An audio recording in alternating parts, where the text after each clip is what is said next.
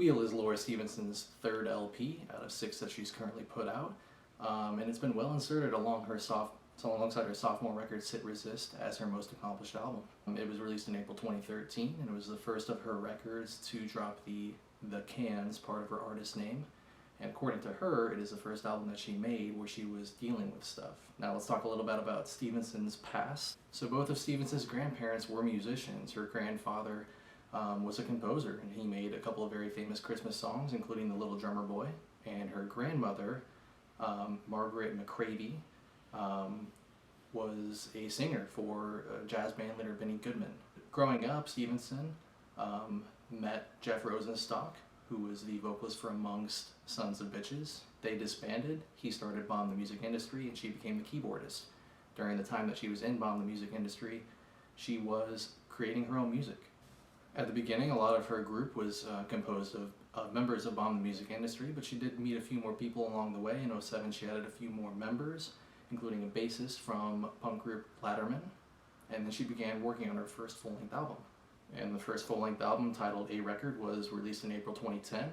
It's only an 8-track LP, so some consider it an EP.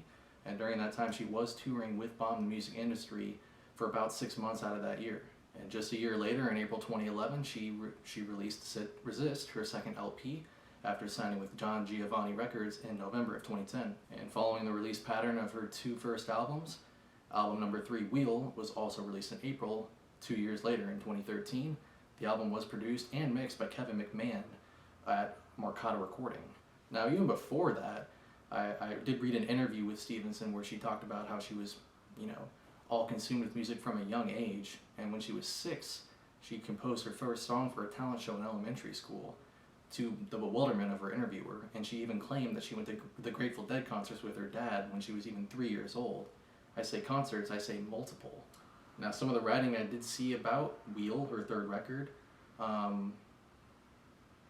was pretty positive at the time. I did see one critic that compared it to James Joyce's Ulysses, maybe a bit of a stretch there, but given the themes of the record and the themes of the book, it does make sense. And as the title describes, the record sort of turns itself over like a wheel. You get to the end of it, and you want to start all over again. But there are definitely no signs of pretentiousness in Stevenson's lyrics. To talk about the album cover, it might be a little deceiving at first. You might think it's one thing, and then after more inspection of it, it becomes another thing. Now, there are 6 trees on the cover, all seemingly different iterations, and I do believe that the trees are different songs on the album, all kind of from the same circle of song, but all about a different aspect of life, but they all do connect. Now, the album does seem like a bunch of songs put together, not really a concept album. Some tracks are light sounding and fun, with completely opposite and despair-filled lyrics from Stevenson. It becomes different each time you listen to it, and you really can't grasp why that is. The backing vocals are very hard to make out sometimes, and there's a lot of layering, and you're constantly feeling out the new theories of the personal narratives that Stevenson is sharing behind the scenes. I'll start off by talking about Eleonora, which, one of the least popular tracks on the record. They played it the second least amount live, just above Every Tense, which they played the least amount live. But it's a very touching and a very uplifting and fast track about how she was disappointed that she couldn't be there for her sister when she was on tour in Europe, whereas her sister was there for her whenever she needed her. She cleverly uses a different name to mask the track. Her sister is not named Eleonora, but Eleonora was the person that she was writing about for her thesis for her master's degree. In a Spotify commentary that I listened to, she talks about how she regrets missing big events like weddings and funerals, but she couldn't really do anything about it because she didn't know if there were other times that she could tour. Once she got off the tour and was back to real life, she did realize that she regretted those moments. She said that there's a lot of Weezer and Pixies inspiration on this song, which is probably why I gravitated towards this one more than the others. Jumping ahead to Tell Your Ride near the end of the album, this is a very interesting song, which she had a bunch of commentary about, how she kind of was thinking about the faking of the moon landing with Stanley Kubrick, and a lot of inspiration from this song came from Stanley Kubrick, and she believes that she and Stanley do have this very spiritual connection. Basically, she thought if this was a true conspiracy, that if it actually did happen, that Kubrick helped them fake the photos, what that does for the rest of your life. Living that lie, constantly trying to tell people that you did it, but doing it through metaphors with your films.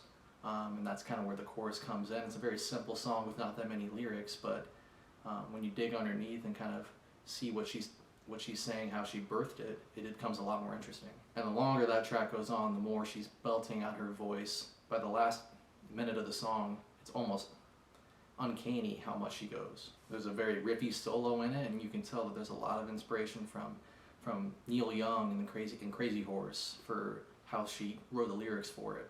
Let's back up to Every Tense, track 4.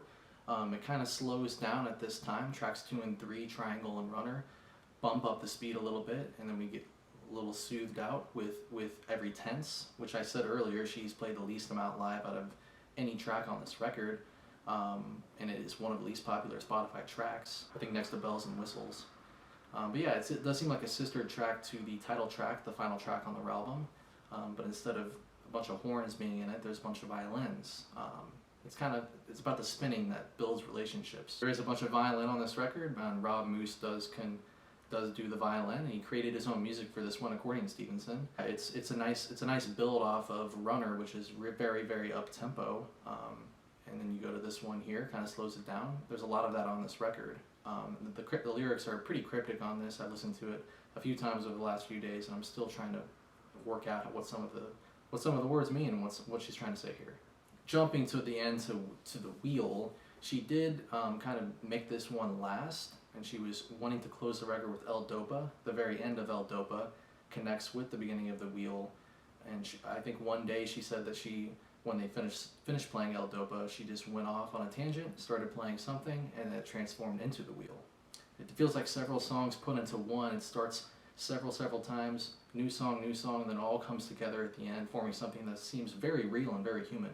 It repeats themes that she's going throughout the record, and I think overall it does have a positive ending, even though there's a lot of, just like I said, despair-filled lyrics on this entire record. Like I said, El Dopa was the original closing track, and El Dopa is a medicine for a certain disease that I think either her great-grandmother died from, and I think she was thinking about how her great-grandmother's kids didn't have that relationship with her, and she compared it to her relationship with her mother. So the song is kind of about her ever-changing relationship with her mother. When asked if her mom did listen to this song, she said her mom didn't like it, but I don't think she told her mom that the song was about her. The album is full of tracks that are just about everyday things that keep us grounded. Stevenson knows just about as much as anybody that the boringness of life creates thematic resonance, and those are my favorite kinds of albums to come back to time and time again, which is why I'm talking about this record. And it's the one that I go back to the most out of our entire catalog. All of our aching is a result of something. If you're feeling that ache, like, why is that? And that's kind of what this album's about. She's exploring different things going on in her life, how she's come to be. Such as the lyric, it's dirty laundry, it's empty styrofoam. That's obviously a memory she had that she's pinpointing to, that's why I feel this certain way. And that lyric is on Journey to the Center of the Earth, which is a very underrated track on this album. Now it almost feels like Stevenson's been kind of lost in time when it comes to national relevance. She just put out her 6th record recently, her self-titled album, but she's never gotten more than a 7.4 on Pitchfork, and this album actually got a 6.2, which I don't know if time has been very kind to the critical resonance of this album, so I'm not sure if they would review that again, if that would be higher rated. Yeah, but obviously, like I said, you can tell that I really enjoy this album. It's kind of about someone combining versions of themselves to achieve progress. It's about a life turning over, hence the title Wheel, and I think this is a 9 out of 10 record. Now let's talk about a little bit about my channel. I know this is my very first video. I don't have a mic right now. I don't have a proper setup. I'm kind of sitting on my bed, so as I evolve, I'm definitely going to get better quality videos, a tripod, a mic, better lighting, etc., better ways to talk about things, but I think this is a good starting point. I think I want this channel to be me talking about records that I really like, me talking about old songs that I really like and come back to, and also talking about new stuff.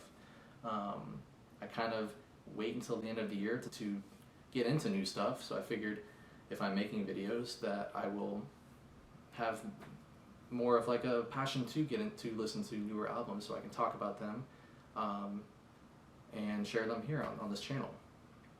But yeah, I'm also a music writer for a local publication here. I live in Kansas City, and I work for a local publication where I cover concerts. So My next concert is going to be Explosions in the Sky in February.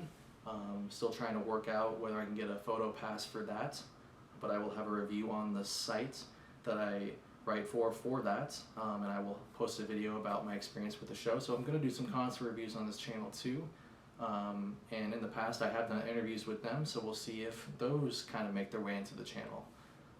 And also, yeah, some best of the year things. If I'm still doing this at the end of the year, I'd love to be able to do a top 10 list. Maybe I'll do one for 2023, maybe I'll go back to 2022 and talk about my favorite albums and my favorite songs from that year. I don't want to restrict it to this is my only thing that I'm doing, so kind of whatever I'm feeling. I'll leave a link in the description of a previous interview I did with Pile, which I did right before they came here in September of 2023, and yeah, it was a nice phone conversation I had with Ray Gunn Bush, the vocalist. It's a very lengthy article. Like I said, I'll leave that below, but hopefully I'll be doing a lot more interviews coming this year. I have a lot more free time to do those interviews. But yeah, that's all I got.